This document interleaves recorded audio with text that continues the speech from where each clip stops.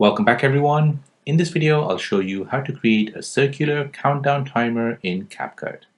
So if you want to create a circular countdown timer to show how long that clip is going to finish in, then let me show you how to do this. So first we'll go ahead and open up Capcut.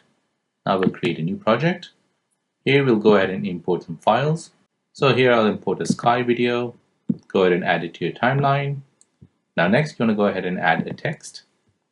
Go ahead and pull the default text down below and just place it above the clip.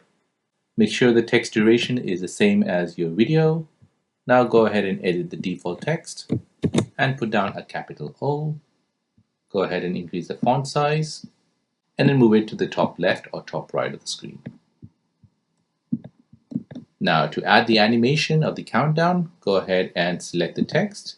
The top right, you want to go ahead and select animation. Then you want to go ahead and select out. Now you want to scroll down until you see the clock effect or clock wipe.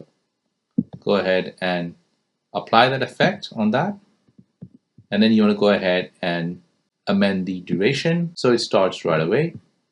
And as you can see, there's a circular countdown timer which has started on your video. And there you go. That is how to create a circular countdown timer in Capcut.